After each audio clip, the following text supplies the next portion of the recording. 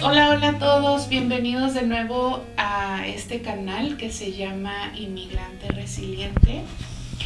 Y hoy tengo un invitado muy especial que es Jorge.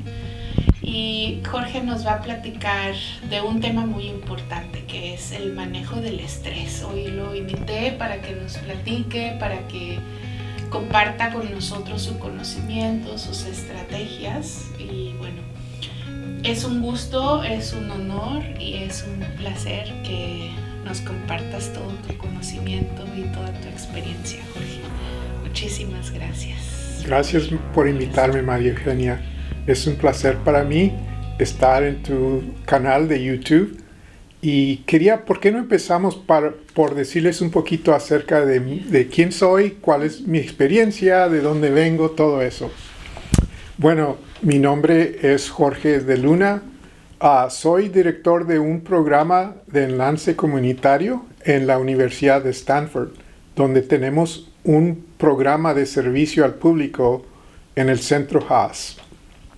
Bueno, tengo como 5 años trabajando aquí en Stanford, en el Centro Haas, pero en Stanford trabajé 5 años en la Escuela de Medicina, donde era yo coordinador de cursos para los estudiantes de medicina y premedicina. En el Centro Haas mi trabajo es un poco diferente. Trabajo con la facultad, con los maestros que desean incorporar un enlace comunitario a sus clases.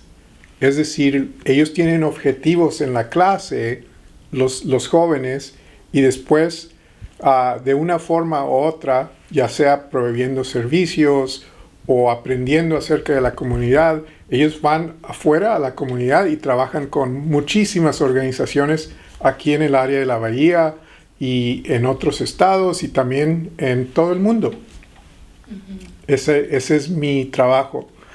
Entonces, mi preparación de educación, tengo una maestría en salud pública de la Universidad Estatal de San José, donde también terminé mi bachillerato. Sí, la preparatoria. El colegio, la universidad, sí. Ahí estudié administración de empresas. Y entonces, casi toda mi vida he vivido en San José. La primera vez que vine a California de Texas fue cuando tenía 10 años. Y llegamos acá, mi hermano y yo, a vivir con mi hermana mayor y su esposo. Entonces tú migraste de Texas. De Texas a California, sí. Un poco era lo que te iba a preguntar. Platícanos un poco de tu historia de migración. Sí. Personalmente, ¿en tu familia hay historia de migración? Sí, claro. Bueno, yo vengo y crecí en una ciudad fronteriza en Texas y en México. Entonces, siempre que me dicen, ¿de dónde eres tú? Yo digo, yo soy de la frontera. Y la verdad es que me considero que soy de los dos lados, de México y de Estados Unidos. Nací en Texas, pero crecí y viví algunos años en México, en Piedras Negras, en Eagle Pass es el lugar donde yo nací. Y mi familia, a través de los años, es un poquito no muy claro de dónde proviene la familia de mi padre. Pero para mí, ellos han sido tejanos por muchas generaciones, aunque han estado muy cerca de México. Y también han cruzado a México, ¿verdad? Porque mis hermanas y algunos hermanos, nosotros vivimos en México. Wow. Pero mi abuela migró de Texas a México. Y después sus hijos volvieron a Texas. A Estados Unidos. Sí. En el lado de mi madre, ella fue de Durango. Sus padres y ella son del estado de Durango, en México. Y de una forma u otra, ellos migraron hacia el norte de México. Y fue donde mi madre conoció a mi padre en la frontera. Okay. Qué bonita. Sí, creo que La historia de la gente que vive en la frontera probablemente es muy única y muy especial comparado con alguien que vivía en el centro del país o en el sur de un país y migra al país vecino, ¿no? Creo que Sí, muy interesante. yo creo que sí. Yo pienso que de una forma tenemos una cultura bastante única y una experiencia bastante única. Ah, puede ser que un día estemos, una hora estemos en México y en el otro, en el otro minuto estamos en el otro país. Entonces la experiencia es bastante diferente y creo que hay bastante tensión también entre mucha tensión acerca de qué es lo que soy yo. Soy mexicano, soy americano, soy los dos, de dónde soy, cuál es mi idioma y cuál es mi cultura y también cuáles son mis lealtades, ¿verdad? ¿A dónde va mi lealtad? Y yo creo que hay tensión ahí porque de algunas formas, como México-americano, queremos, ¿cómo se dice? Queremos pertenecer en Estados Unidos y sentirnos que pertenecemos, ¿verdad? Y de otra forma nos sentimos como extranjeros. Teniendo este lado para ti mexicano. Sí.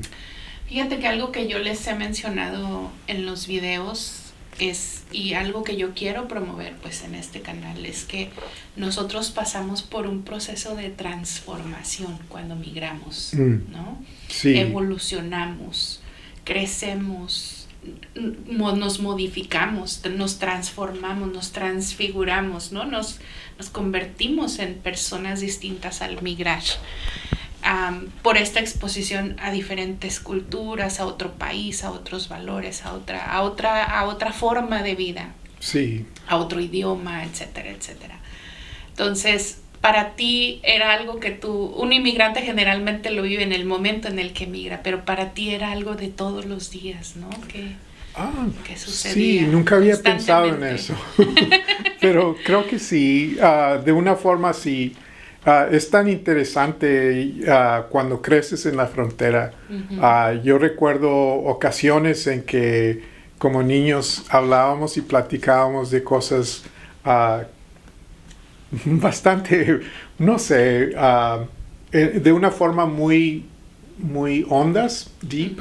Muy profundas. Muy profundas, sí. Por ejemplo, si hubiera guerra entre México y Estados Unidos, ¿con quién te irías? Wow. ¿Cuál bandera te gusta más, la americana o la mexicana? Entonces había esa tensión que te sientes un poco estirado de los dos lados. Y yo creo que en mi experiencia mucha gente no entiende por qué algunos mexicoamericanos se aferran tanto a su americanidad. Y pienso que es porque ha habido muchísimos esfuerzos de separarnos de este lugar. Por el sistema, por nuestras familias, por nuestros profesores. Sí, yo creo que esa ha sido mi experiencia. Pues gracias por compartir algo tan de tu interior, ¿verdad? Que es tu experiencia. Yo creo que la experiencia de todos nosotros los que migramos, pues este es el propósito de este canal, mirar eso que nadie ve, sí, ¿no? O que nadie quiere ver, que nadie sabe cómo ver, o que nadie puede ver, ¿no? Entonces, qué padre. Gracias por compartirlo. Por supuesto. Y un poco con esta misma experiencia que te pasó a ti, no sé si eso ha sido una de las motivaciones por las cuales también trabajas para la comunidad, especialmente para la comunidad latina. Platícanos un poco de qué cosas has hecho y trabajado para ayudar a la comunidad latina. Sí, en qué español, bien. a la gente que hablamos español. Sí, bueno, sí voy a platicar de eso, pero quería agregar, anteriormente dije, mi primer viaje de Texas a California fue cuando tenía 10 años. Entonces vivimos aquí por un tiempo y regresamos a Texas y a México. Entonces yo volví a California para ir a la universidad. Entonces vine cuando era joven, era un joven, y fui primero a un colegio comunitario y después a la universidad. Nada más quería aclarar eso. Entonces vine, me fui y volví, y ahora considero California mi casa. Claro. Es mi lugar, ¿verdad? Pero, ¿qué es lo que yo he hecho? Y algunas veces pienso, ¿por qué este interés mío en la comunidad y en ayudar a la gente? Yo creo que alguna vez tuve mucho interés en la salud y en la medicina. Y no sé de dónde surgió eso, pero yo creo que uno de los lugares de donde surgió eso fue que mi madre murió cuando yo era muy pequeño. Yo tenía 4 años. Y entonces de eso yo creo que me surgió un interés en la medicina y en la salud. Y en el por qué algunas personas alcanzan esa medicina y esa salud y otras no. No sé exactamente si por eso tengo el interés, pero yo pienso que tiene parte que ver en eso. Entonces, cuando vine a California, estudié administración de empresas, management, gerencia, y yo pensaba y soñaba que un día iba a ser millonario. Pero no fue así. Y un día, exactamente cuando terminé la universidad, a mí me contrataron en un trabajo para un grupo de médicos en San José muy grande. Y yo iba a ser el gerente de operaciones de esa compañía. Entonces teníamos más de, ya no recuerdo, pero muchísimos, cientos de doctores que estaban a disposición de la comunidad. Sí tenían aseguranza, ¿verdad? Y entonces mi trabajo yo era el gerente de la oficina, de donde teníamos bastantes personas trabajando, y estaba a cargo de mí. Teníamos cuentas por pagar, contabilidad, ¿cómo Las se llama? finanzas. Finanzas, especialmente cobrar el dinero que se le debía a los doctores. El servicio al cliente era parte de mi trabajo. Era un trabajo bastante interesante y también con muchos retos. Y yo, saliendo de la universidad, me sentí muy afortunado de tener ese trabajo porque aprendí muchísimo. Entonces duré trabajando 4 años ahí, y pero varias veces, como yo era el gerente, las llamadas de las personas que no pagaban sus cuentas muchas veces venían a mí para que yo fuera la persona que les exigía que pagaran. Entonces, sí recuerdo hablando con personas que tenían cáncer, se estaban muriendo, no tenían forma de pagar, y yo les pedía que mandaran su pago. Era el tiempo donde teníamos los beepers, y algunas veces yo andaba saliendo en la calle, cenando con amigos, y me llamaban por el beeper de algún salón de emergencia, y mi trabajo era decirles si podían ver o no ver a esta persona. Y eso no se sentía muy bien conmigo, no me sentía bien yo haciendo eso. Entonces hice algo que no le recomiendo a nadie. Eso es, ¿cómo se dice? Terminar mi trabajo. Irme de mi trabajo sin tener otro trabajo. Pero yo me hice una promesa, y mi promesa para mí mismo fue: el próximo trabajo que yo tenga, voy a ayudar a la gente en vez de acosarlos pidiéndoles dinero. Claro. Y tuve mucha suerte, porque el próximo trabajo que yo tuve fue con una organización en San José que se llamaba Visiting Nurses Association, la Asociación de Enfermeras Visitantes o Enfermeros. Sí. Y mi trabajo allí era como consejero.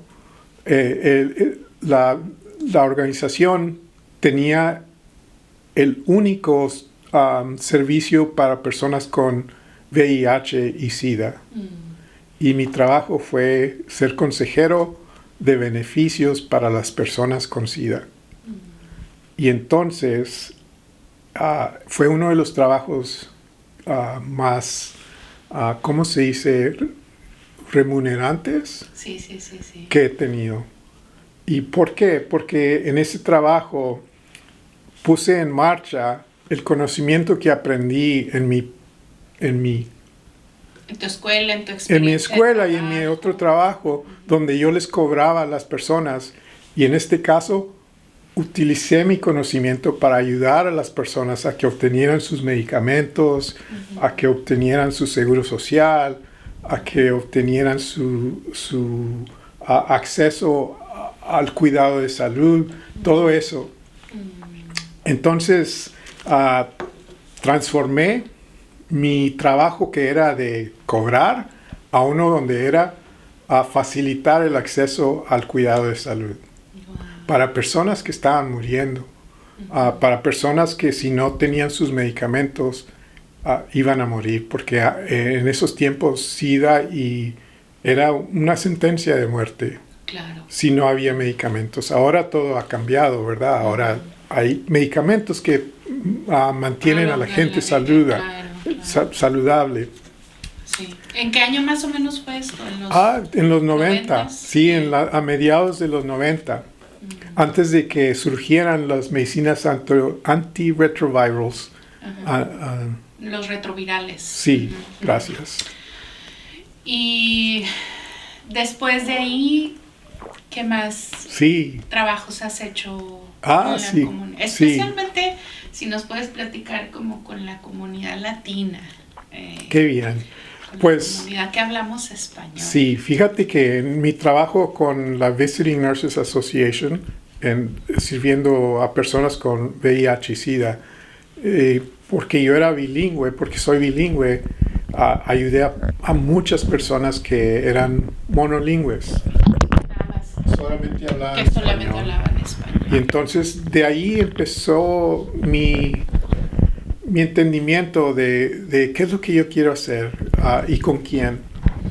Y entonces, cuando trabajaba ahí, decidí volver a la escuela y estudiar salud pública.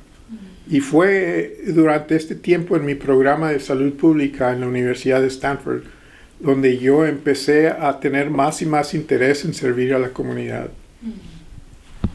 Y empecé trabajando con las escuelas, y después, cuando salí de ahí, me fui a un consorcio de clínicas comunitarias. Y mi trabajo allí se linkaba, ¿sí? Se relacionaba estaba relacionado con muchas diferentes comunidades. Pero siempre para mí ha sido la satisfacción de poder apoyar a la comunidad. ¿Por qué? Porque yo vi cómo sufren la comunidad si no tienen entendimiento del sistema, si no tienen acceso a la salud. ¿Qué les pasa a ellos?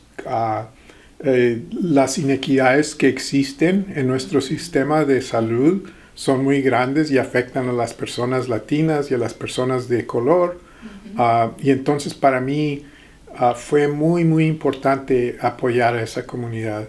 Y claro que ha sido una satisfacción muy grande para mí hacer eso. Que llena tu corazón. Sí, sí, es cierto. Wow.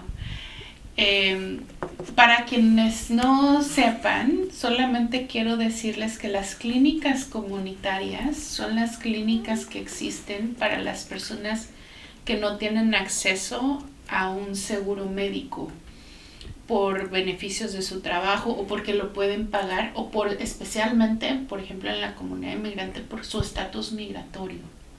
¿Verdad? Desafortunadamente en este país todavía la comunidad inmigrante que no tiene un estatus regular no tiene derecho a estos servicios médicos, digamos, públicos, y entonces existen estas clínicas comunitarias que menciona Jorge. Entonces, pues sí, claro, ¿cómo no íbamos a trabajar ahí si es sí, la ayuda a la comunidad? ¿Verdad? Sí, y eso siempre ha sido bastante importante para mí. ¿Por qué? Porque yo creo que principalmente porque he visto el sistema que es tan... hay tanta desigualdad, injusticia, todo eso. Y para mí, pues claro, me gusta apoyar a la gente. Y recuerda la promesa que me hice a mí mismo. Mi próximo trabajo va a ser ayudando a la gente. Y entonces me he esforzado por hacer eso. ¿Por qué? Porque me trae mucha satisfacción. Claro. Sí, y me olvidé de ser rico, pero no importa, soy... Ahora eres rico en tu corazón. Exacto.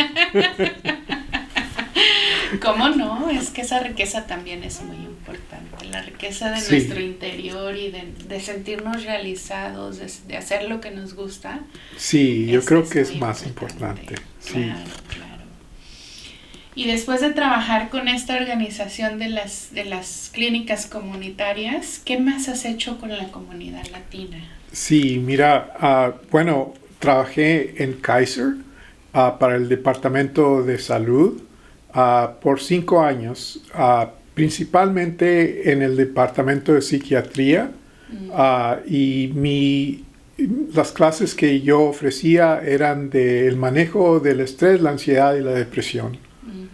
También tenía mucho interés en la diabetes y entonces algunas veces ofrecí clases del manejo de la diabetes, de nutrición, y para los padres de familia teníamos una clase muy interesante de nutrición para los niños, pero esta clase era con los padres y los niños.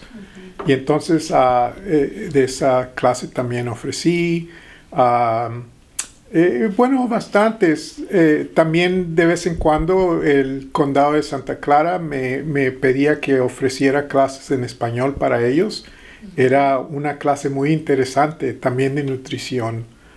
Se me olvidan ya los nombres, pero sí, eso es lo que he hecho con la comunidad. Cuando trabajé en las clínicas, yo tuve asociados aquí en Stanford, en la universidad. Tuve algunas personas que me llamaron y me propusieron que aceptara a los estudiantes de Stanford allí. Entonces, como por tres años, tuve estudiantes de medicina del primer año ayudándome con unos proyectos bien interesantes que fueron, por ejemplo, cómo expandir el acceso a las clínicas de especialidad para nuestros pacientes en las clínicas comunitarias, porque las clínicas comunitarias no tienen especialistas. Sí, es solamente medicina general. Medicina general. Entonces, estos estudiantes me ayudaron a trabajar con el condado para abrir el acceso a los especialistas para nuestros pacientes. Wow. Otro proyecto muy interesante fue cuando se estaba haciendo un esfuerzo para traer la salud mental en paridad con la salud de medicina. Y entonces también tuve estudiantes que me ayudaron a investigar cuáles son los procesos más apropiados, qué es lo más reciente en esta área para poder implementar el cuidado, no quiero decir cuidado mental, pero behavioral health. De la salud mental. Salud mental con la salud física, que nunca han tenido paridad en nuestro sistema. Aún hasta ahora no hay paridad. Sí. Entonces la salud mental para un lado, la salud dental para otro, y nos enfocamos mucho en la salud física.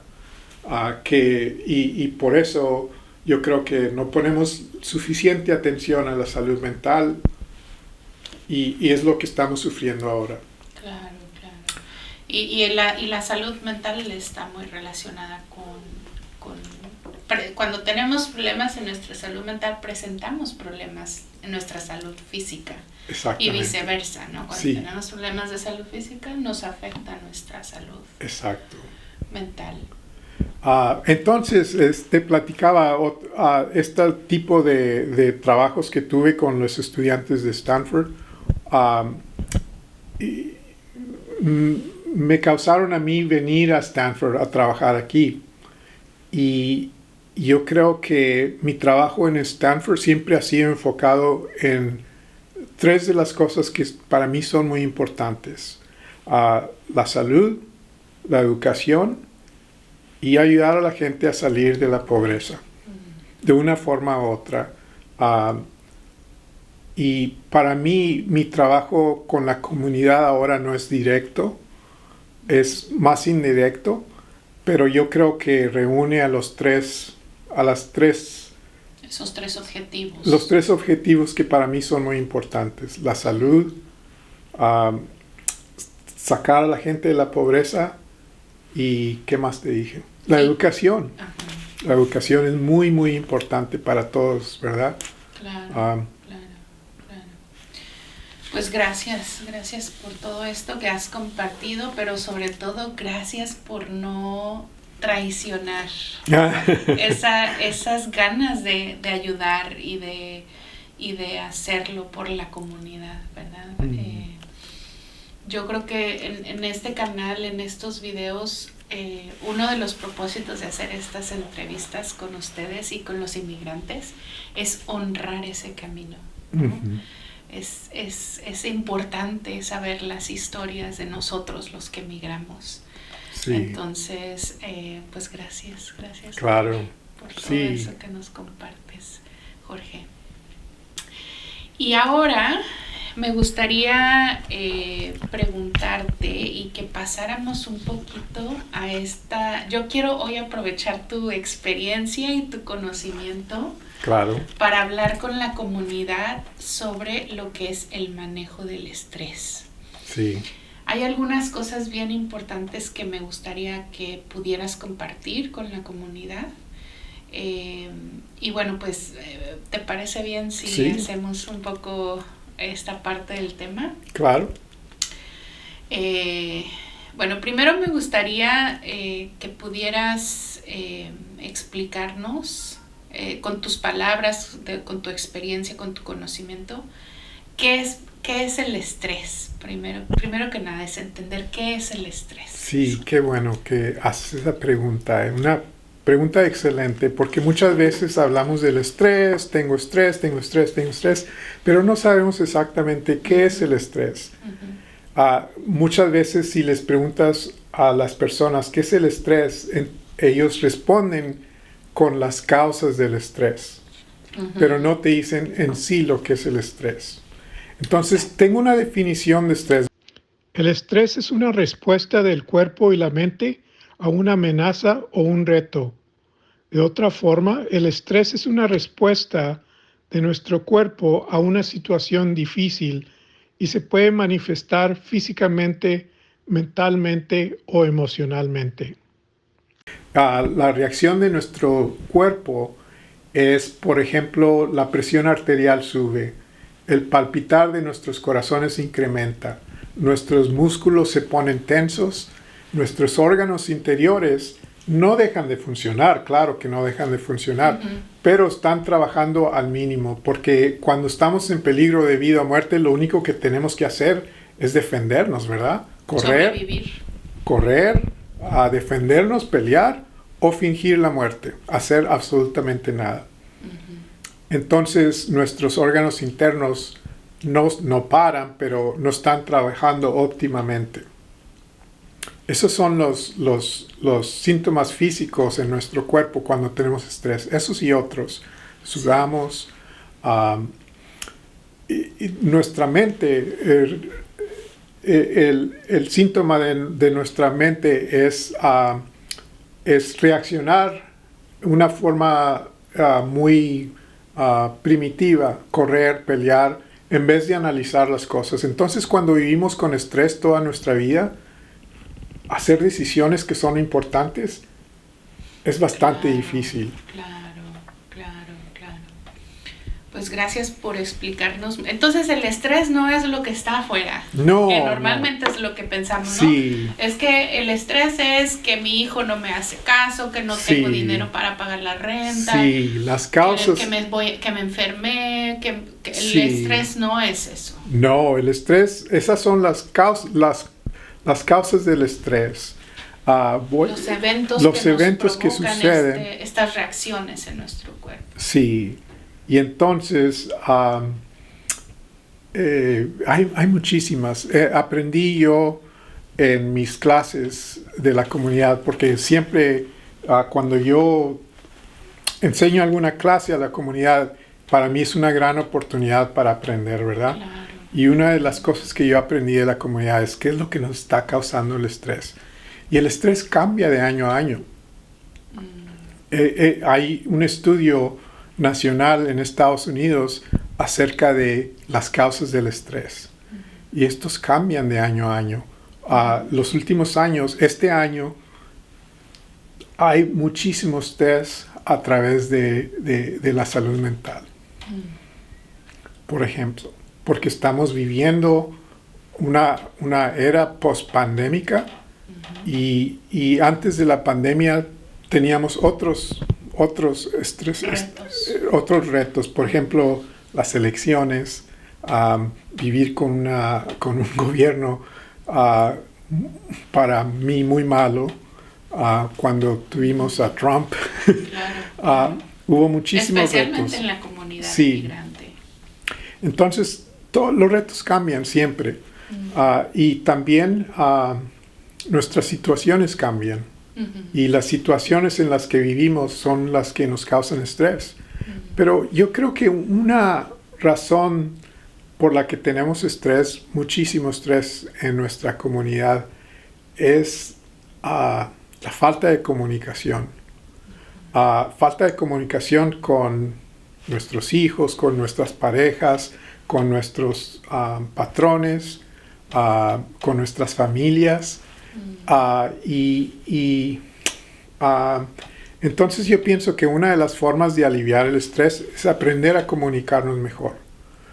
Te digo un ejemplo, por ejemplo, es bastante difícil yo pienso, especialmente para las mujeres, y la mayoría de mis, ¿cómo se dice?, estudiantes eran mujeres. Para las mujeres es muy difícil decir no. Y te pide, entonces, sí a nuestros padres, sí a nuestros hijos, sí a nuestras parejas, sí a la comunidad, y no podemos decir no. Y yo creo que eso es un poquito de falta de comunicación y poder decir, lo siento, esta vez no puedo ayudar. Los límites saludables. Los límites saludables. Podría ser una herramienta que nos ayude también a manejar de alguna manera nuestro estrés, sí. Aprender a poner límites, sí. Y comunicar lo que necesitamos, lo que queremos, lo que no queremos. Sí, por ejemplo, algo muy común que yo escuchaba decir en mis clases es, mis hijos destruyen la casa, no ayudan. Mi esposo no ayuda. Y yo preguntaba, bueno, ya les pediste ayuda, ya les dijiste qué vas a hacer si no te ayudan. No, ¿para qué les digo? Claro. Pero yo pienso que es importante, ¿verdad? Es importante ser un poquito asertivo con nuestras necesidades y no olvidarnos de uno mismo. Y a propósito de eso, una forma de lidiar con el estrés es darnos tiempo a nosotros mismos, todos los días. No tienen que ser horas, pueden ser 5, 10, 15 minutos, lo más que puedan. Pero de una forma u otra, poner al estrés a un lado. ¿Y cómo podemos hacer eso? Hay muchísimas formas de poner el estrés a un lado.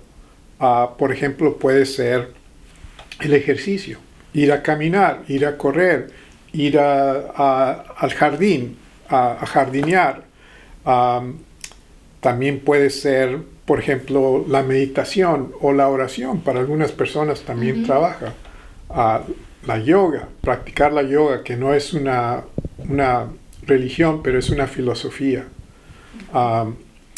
Y salir a la naturaleza. Estábamos platicando más temprano acerca de la importancia de disfrutar de la naturaleza en nuestras vidas. Y entonces, ¿cómo dejar el estrés? Bueno, algunas veces no es fácil. Sí. No es fácil. Pero yo pienso que tenemos que hacer un esfuerzo todos los días. Y la práctica nos va a llevar a la perfección. De una forma. Ser consistentes, hacerlo lo más que podamos, tratar de hacerlo todos los días, tratar de cambiar hábitos. Sí, creo que eso es muy importante. Lo más difícil que a veces nos cuesta tanto trabajo. Sí, pero déjame darte un ejemplo. Por ejemplo, cuando una persona empieza a meditar por primera vez, bueno, tu mente no deja de funcionar. Te están mandando, tienes trabajo, a los hijos dónde andan, tienes que llegar a la casa a comer, cómo estará mi mamá. Todos estos pensamientos te van a llegar a la mente. Y entonces cuando empezamos a meditar, una práctica de meditación, todos estos problemas van a venir. Hay que reconocerlos y dejarlos ir, ¿verdad? Y quizás un día, vas a poder meditar y estos pensamientos no te van a llegar al cerebro. Pero se lleva práctica, no va a suceder de un día al otro. Sí, creo que esa es una de las preguntas que también me gustaría mucho hacerte. Las causas del estrés, como nos decías hace un rato, pues son todos estos eventos exteriores. Pero hay una cosa muy interesante que yo quiero preguntarte con tu experiencia y tu punto de vista y tu conocimiento. El estrés que es imaginario. Sabemos que hay un estrés que es real, de cosas reales que nos están amenazando, que nos están... Sí. Pero creo que esta parte del estrés, de lo que es imaginario, de lo que ni siquiera ha sucedido y no sabemos si va a pasar, pero que nos causa un estrés. Desde tu punto de vista y de tu conocimiento, ¿qué pasa con el estrés imaginario y cómo podemos trabajar el estrés imaginario por las cosas que son imaginarias? Sí, bueno, ojalá que esté entendiendo la pregunta bien acerca del estrés imaginario. Bueno, todo el día tenemos cosas que nos causan estrés que no deberían causarnos estrés. O si lo causan, hay que aprender a lidiar con ellas. Por ejemplo, el ejemplo que di antes, si voy llegando tarde al trabajo, ¿qué es lo peor que va a suceder? Bueno, mi jefe me va a llamar, me va a decir, ya tienes muchos días llegando tarde. Hay consecuencias, ¿verdad? ¿Qué puedo hacer yo? Bueno, pues me levanto más temprano. Hablo con él, le digo, no puedo llegar a las 9 por el tráfico. Podríamos hacer un arreglo. Muchas veces no es posible, pero algunas veces sí es. Ese es un poco del estrés imaginario, tantas cosas que nos causan. Pero la otra forma del estrés imaginario no es mucho el estrés, pero es ansiedad. Okay. Y la ansiedad no es lo mismo que el estrés. La ansiedad es una forma mal adaptiva de responder a los retos, a las dificultades. Y a la vida diaria. Entonces la ansiedad es diferente del estrés. Y por ejemplo, hay diferentes fobias. Yo he conocido a personas que tienen fobias de manejar, por ejemplo. Y quizás un día ellos no los tenían. Pero la ansiedad nos puede llevar a unos ataques de pánico, ¿verdad? Los ataques de pánico son muy, muy diferentes del estrés. Con el estrés podemos seguir nuestra vida diaria, aunque andemos tensos. Aunque el cuerpo está en reacción. Sí. Con un ataque de pánico, muchas veces no podemos continuar con nuestra vida diaria. Por ejemplo, si yo tuviera un ataque de pánico ahora, no podría seguir con esta entrevista. Yo me sentiría que me muero, no podía respirar, sudaría profundamente, en mi mente estarían ideas sin ninguna fundación acerca de lo que va a suceder. Entonces, ese estado de ansiedad y estado de pánico es diferente. Y muchas veces no podemos identificar, cuando tenemos ansiedad, no podemos identificar la razón por qué sentimos ese miedo. ¿Sí? Muchas veces la gente me decía a mí, por ejemplo, es que yo sentía un presentimiento muy grande, que algo malo iba a suceder, pero no te podían decir qué era eso malo que podía suceder. Entonces, lo que yo recomiendo a las personas que tienen pánicos o ansiedad es volver al momento. Y a propósito, eso es un poco de vivir plenamente. Al aquí y a la hora. Al aquí y a la hora. Porque cuando tenemos ansiedad, nuestra mente está en el pasado o en el futuro. No está aquí y ahora. Estamos pensando qué sucedió, qué me va a volver a suceder ahora, o estamos pensando qué me va a suceder a mí o a mis hijos o a mi esposa o esposo. Entonces, lo que podemos hacer cuando tenemos ansiedad es, bueno, una de las cosas más importantes es platicar con tus familiares, platicar hasta con los cotrabajadores, para que ellos sepan si un día te ves incapacitado por un ataque de pánico, qué es lo que está sucediendo y cómo te pueden ayudar. Una de las formas más apropiadas es de ofrecer y reasegurar a las personas que estamos bien. En este momento no hay ningún reto, no hay ninguna amenaza. Estamos en un lugar seguro, en un lugar pacífico. Estás apoyado por las personas que te rodean. Hay que aprender a respirar profundamente. La bolsita, eso no se ha descubierto que no es efectivo usar una bolsa. Es mejor respirar profundamente por la nariz. Y también invitar a las personas que están sufriendo de un ataque de pánico a envolverse con todos nuestros sentidos. Por ejemplo, tocando algo. ¿Qué sientes? Es un café, está calientito. A mirar, ¿qué ves allá? ¿Qué colores están allá? Dímelos, por favor. A hablar, a oler. ¿Qué es ese olor que viene de la cocina? Y todos estos envolvimiento en nuestros sentidos nos ayuda a volver al lugar presente, donde estamos, al presente. Y a la hora, como decías. Sí. ¿Es eso más o menos lo que pensabas acerca del estrés imaginario? Sí, claro que sí. Creo que hoy incluso yo estoy aprendiendo algo muy importante, que es esto del estrés imaginario. En realidad lo que es la ansiedad, ¿no? Sí. Nuestros pensamientos que nos llevan a lugares. Yo le digo a la gente, nos inventamos películas mejores que las de Hollywood, porque hasta con efectos especiales, ¿no? Ya nos vimos que nos atropelló el tren y que nos hizo pedazos, ¿no? Sí. Y entonces eso lo que produce es la ansiedad. Sí.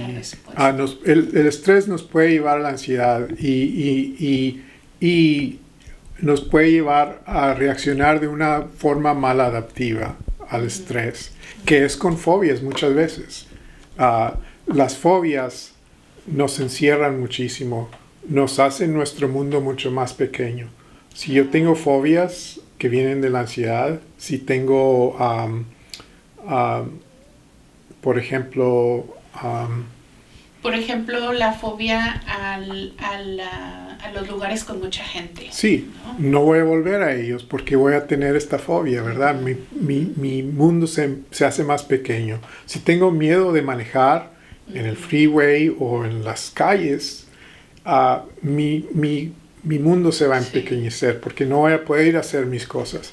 Entonces la ansiedad es diferente porque puede tener un impacto muy grave en nuestras vidas. Sí, es un poco discapacitante. Discapacitante. Ya no estás capacitado para funcionar como debería ser en la sociedad, en la vida, en Exacto. tu propia vida, ¿no? ¿Cómo podemos identificar cómo podemos evaluar qué es estrés y qué es ansiedad y que cuando ya eso ya se convierte en algo que no está bien? ¿Cómo podemos saber nosotros mismos, autoevaluarnos de cómo estamos reaccionando con el estrés y la ansiedad? Muy buena pregunta. Voy a tratar de contestarla de la forma más clara. Más sencilla, más sí, sencilla claro. también. Bueno, todos tenemos estrés a un nivel u otro, ¿verdad? Y ya dijimos anteriormente que el estrés nos puede ayudar. Si yo no tuviera ningún estrés, quizás yo nunca haría nada, ¿verdad? Porque no tendría yo esa incentiva, ese empuje para terminar mi trabajo. Mañana, ¿verdad? No lo haría nunca. Entonces el estrés nos puede ayudar un poquito. De alguna manera es una energía que nos produce que hagamos las cosas. Sí, pero cuando el estrés nos empieza a afectar la vida de una forma que nos discapacita, una forma que, por ejemplo, no voy a ir al trabajo porque tengo mucho estrés. Entonces ese es el tiempo de pensar, ¿tengo solamente estrés o tengo ansiedad o tengo depresión? Okay, muchas veces yo creo que es una de las formas mejores de saber, de autoevaluar nuestro nivel de estrés, es decir, ¿aún puedo desempeñar todo mi trabajo? Si la respuesta es sí, tenemos estrés y hay que aliviarnos del estrés todos los días por 5, 10, 15, 20 minutos, lo más que podamos. Pero si podemos lidiar con ese estrés que sentimos, está bien, podemos aceptar tener estrés y también pensar cómo nos vamos a aliviar del estrés. Pero lo más importante, yo creo, y lo digo otra vez, es cuando nuestro estrés se convierte en ansiedad o en depresión, cuando no podemos desempeñarnos, no podemos cumplir con nuestras obligaciones de la vida diaria, a limpiar nuestros hogares, a ayudar a nuestros hijos, ir al trabajo. Entonces hay que tener muchísimo cuidado porque especialmente por ejemplo la ansiedad, cuando el estrés se convierte en ansiedad, nos deshabilitamos, tenemos ataques de pánico. Los hombres corren a la emergencia porque creen que están teniendo un ataque al corazón. Es muy común. Eso es cuando debemos considerar muy fuertemente ir a un médico. Okay. Hablar con nuestro doctor, hablar con un consejero, alguien que nos pueda ayudar a lidiar con el estrés y la depresión, que son condiciones psicológicas, fisiopsicológicas, del cuerpo y de la mente. Cuando ya no podemos, es importante buscar ayuda. Sí, es importante buscar ayuda aun cuando tenemos estrés. Si tú te sientes estresado todo el día, que andas una de las formas del estrés en las que el estrés se manifiesta es andar como de mal humor todo el día. Sentir que nos agobia todo. Y el estrés, nos sentimos así, empujados, ¿verdad? Todo el día. A nadie le gusta sentir eso. Entonces puedes acudir al doctor o a un consejero a preguntar, ¿cómo puedo lidiar con el estrés? Ya hablamos de algunas formas en las que nos podemos aliviar del estrés. ¿Aliviar? Sí. y hay muchas técnicas. Podemos trabajar en nuestro social. ¿Qué es lo que nos está pasando socialmente? En nuestra vida espiritual, en nuestra vida física, en nuestro ambiente. Esas son las formas en las que podemos lidiar con el estrés. Y tener apoyo, especialmente para los inmigrantes, es muy, muy importante para el estrés, ¿verdad? Porque ¿cómo vamos a obtener nuestras necesidades como inmigrantes nuevos si no acudimos por apoyo, ¿verdad? Muchos inmigrantes llegan a este país y no tienen los recursos necesarios. Entonces, yo pienso que hay que crear una familia de apoyo. Sí, una red de apoyo. Una red de apoyo, sí. A nuestro alrededor y especialmente alrededor de nuestros hijos, ¿verdad? Que ellos van a vivir aquí por más tiempo y tienen necesidades diferentes de nosotros. Yo creo buscar una forma de sentirnos belonging. Que pertenecemos. Que pertenecemos es muy importante, especialmente como inmigrantes. Hay que buscar esa forma de sentirnos que pertenecemos aquí, porque si estamos constantemente pensando en no soy de aquí, no pertenezco aquí, yo soy de otro país, no podemos en una forma continuar con nuestras vidas aquí. Entonces esa red de apoyo es muy, muy importante. Y no tienen que ser personas que son exactamente como tú. Pueden ser otras personas, porque en Estados Unidos, como hay mucho racismo y discriminación, también hay mucha gente que apoya y le gusta apoyar a la gente y a los inmigrantes. Sí, sí. Entonces es importante crear un lugar donde nos sentimos que pertenecemos. Sí, sí. Muy importante y qué bonito que nos lo haces saber. Es muy importante. Creo que sí es una de las grandes barreras que yo también he visto en el trabajo con la comunidad latina inmigrante, ¿verdad? Algo que a mí personalmente de repente me pasa es digo, aquí está el servicio y ¿por qué no tenemos tanta gente? ¿No? Sí. Yo esperaría que estuviera lleno de gente pidiendo ayuda y es como, creo que nos cuesta mucho trabajo al inmigrante pedir ayuda porque es normal, porque tenemos miedo, no confiamos, no sabemos si podemos confiar, no sabemos si tenemos derecho a eso. Entonces, exacto, pues es vencer, ¿verdad? Sí. Eso y salir y buscar y construir una red de apoyo. Sí. Y tener mucha precaución, sí, porque sí ha pasado, sí he escuchado a gente que me dice, es que han abusado de mi información, no me trataron bien, claro, pero creo que es muy importante hacer siempre el intento de buscar esa red de apoyo alrededor, ¿verdad? Es muy, muy importante. Y también pienso y estoy consciente de que hablo de una perspectiva donde hay bastantes recursos. Aquí en la área de la Bahía, en San Francisco, tenemos muchísimos recursos. Sí, no es lo mismo en otras partes del país o en otros países, ¿verdad? Entonces, algunas veces nuestra red es más pequeña, pero aún así yo creo que es muy importante y tener ese sentido de pertenecer y también tener ese sentido y obtener la educación para saber acerca de nuestros derechos es muy importante, porque como dices, algunas veces creemos no tengo derecho a esto, no tengo derecho al otro, pero sí los tenemos. Claro. Y en este programa yo estoy enfocándome a lo que es el duelo migratorio, nuestra experiencia como inmigrantes. Y los que somos inmigrantes, en mis otros videos ya lo expliqué sobre los duelos que vivimos. El duelo por nuestra familia, por nuestros seres queridos, el duelo por la cultura, el duelo por el lenguaje, el duelo por los paisajes, el duelo por nuestro estatus, muchas cosas que dejamos atrás, que perdemos. Sí. Y cuando nosotros estamos en este proceso de migrar y hemos migrado, somos inmigrantes que ya llegamos a un lugar, pues todos estos duelos nos producen un estrés.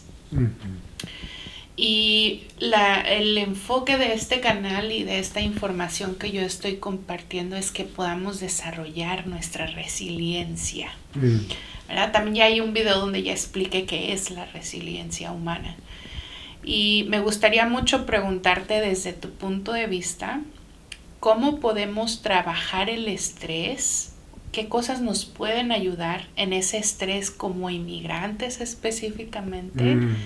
¿Qué estrategias nos pueden ayudar a fortalecer nuestra resiliencia? Sí, qué buena pregunta. Me tengo que pensar un poquito. Pero estoy pensando que para establecer o restablecer nuestra resiliencia, yo creo que es importante saber y reconocer que nuestros cerebros son bastante maleables. Se pueden adaptar a muchísimos retos y formas de ver y vivir, etc. Especialmente la maleabilidad de los niños. ¿Okay? Y yo pienso que es importante reconocer eso, porque muchas veces pensamos, ya no puedo cambiar, soy muy viejo, o yo ya soy mexicano, no puedo cambiar. No es que tenga uno que cambiar, pero la verdad es que cambiamos. El ambiente, las circunstancias, nuestras relaciones que formamos, cambiamos como seres humanos. Pienso que tenemos bastantes ejemplos de cómo establecer esa resiliencia. Cuando llegamos, los inmigrantes cuando llegan a Estados Unidos, cuando llegamos aquí, claro que nos va a traer lo más familiar, lo que es familiar para nosotros, la cultura, el sentido de pertenecer. Todas esas cosas son muy importantes. Ser un poquito, sí, también hasta un poco asertivo con nuestros derechos. Es importante porque buscar un lugar donde sentimos que pertenecemos. Si vivimos aquí y no creemos que este es nuestro lugar, y entonces creemos que nuestro lugar es nuestro país de origen, no estamos en ninguno ni en el otro. Entonces, yo creo que es importante no dejar nuestra cultura, al contrario, abrazar nuestra cultura es importante. Y creo que tenemos suerte en Estados Unidos porque eso es bastante permitido. Sí, especialmente aquí, por ejemplo, en California. Sé que hay otros estados donde es un poco más complicado. Pero, claro. Y no va a ser sin retos porque aún aquí en California nos critican, por ejemplo, si hablamos español o si hablamos el idioma que hablemos que no es inglés, nos critican y nos empujan, ¿verdad? Entonces, no olvidar nuestra cultura y nuestras costumbres es importante. Y esa red de apoyo yo creo que es bastante importante. Claro. ¿Algún otro consejo que tú quieras darle a la comunidad sobre resiliencia, sobre el afrontar y el construir y el crecer a partir de todo este estrés, de todo esto que nos afecta como inmigrantes, que lo podamos convertir en resiliencia? ¿Qué más te gustaría decirle a la comunidad? Acerca de la resiliencia, quiero decir algo. Yo creo que es muy importante que también algunas veces se nos olvida. Yo pienso que los inmigrantes son resilientes, ¿verdad? No todos llegan a este país tan lejos para algunas personas, solamente los fuertes. Y también muy importante recordar que no son los inmigrantes los egoístas, es al contrario, son los que han sacrificado todas las cosas que nombraste anteriormente, que dejamos atrás, a nuestra familia, a nuestro paisaje, nuestra cultura, nuestro país de origen, todas esas cosas que se dejaron atrás son bastante valorables para los inmigrantes. Entonces, cuando ellos dejan su país de origen, no es por egoísmo, es por generosidad, porque vienen aquí para ayudar a sus hijos, para ayudarse a ellos mismos, para ayudar a sus familias que se quedan atrás. Sí. Esas cosas yo creo que son muy importantes recordar para la resiliencia. También yo creo que hay que tomar como ejemplos a algunas personas que han llegado a este país, que han establecido tanto y que no se dan por vencidos. Últimamente he estado pensando en un amigo mío que llegó aquí cuando tenía 16 años. Yo creo que él ya tiene 20 años aquí. Él vino sin nadie. Vino con su padre y su cuñado, pero ellos regresaron a México y se quedó él solo aquí. Este muchacho, con un nivel de educación baja, ahora tiene una compañía de construcción muy grande. No se ha dado por vencido. Los dos hijos que él tiene, ahora uno de ellos va a una universidad muy prestigiada y el otro, que va a salir de la bachillerato, ya está listo para ir también a otra universidad. No es posible para todos hacer eso. Y no critico a las personas que no logran eso. No es fácil ser inmigrante y ir a un país y conseguir todo esto. Claro. Pero yo creo que es importante saber que sí se puede lograr mucho.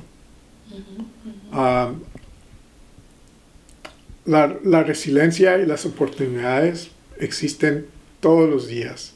Yo creo que, por ejemplo, una forma de pensar que piensa que yo soy un estudiante de la vida por toda mi vida. Nunca termino de aprender. Es importante. Es importante tener una mente abierta para nuestra comunidad, pero para otras comunidades. Eso nos va a ayudar. Es importante tener una actitud de gratitud. No podemos, ¿cómo se dice?, vivir en una actitud negativa siempre. Hay que cultivar una actitud de gratitud de lo que hemos logrado, de lo que tenemos. También es importante, yo creo, para la resiliencia, algunas veces aceptar nuestras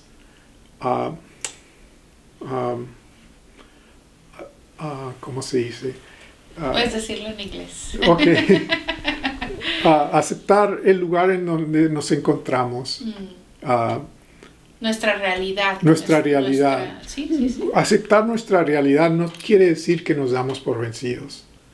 Pero cuando aceptamos nuestra realidad es cuando el cerebro nos empieza a dar ideas y respuestas de cómo cambiar eso. Cómo cambiar esa situación. Entonces yo creo que esas son formas de ser resiliente en la comunidad. Ojalá que eso haga... Sí, yo estoy segura que esto que nos estás compartiendo, a alguien que lo escuche le va a dar luz. Creo que los inmigrantes, nosotros de repente podemos...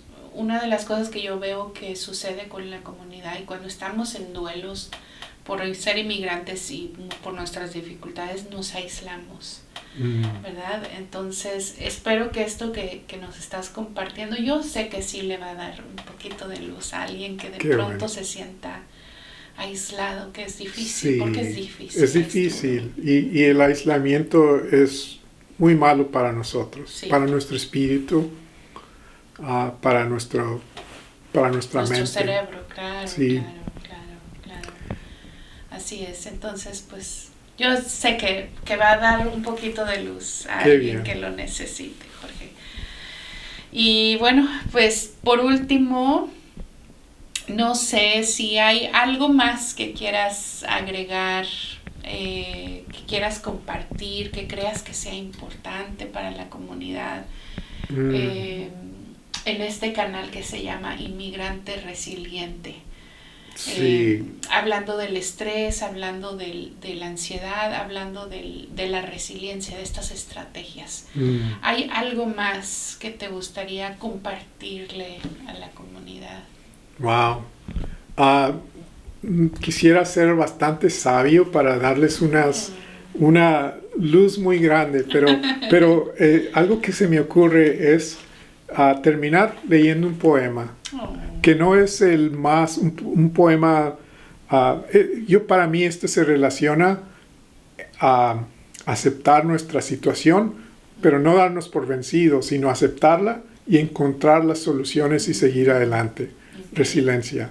Okay. Este poema no es mío, es de un filósofo muy reconocido, Rumi, Jalaluddin Rumi, y la traducí de Coleman Barks, que la tradució al inglés, yo la traducí al español. Muy bien. Okay, se llama La casa de huéspedes. Okay. Esto de ser humano es como una casa de huéspedes. Cada mañana una visita, una alegría, una depresión, una maldad. Llega una conciencia momentánea como una visita inesperada. Dales la bienvenida y recíbelos a todos, aun cuando sean un montón de penas que sacuden violentamente tu casa y la vacían de todos sus muebles. Aun así, trata a cada huésped con honor. Quizás vacían tu casa y la preparan para alguna delicia nueva. Al pensamiento oscuro, a la vergüenza y a la malicia.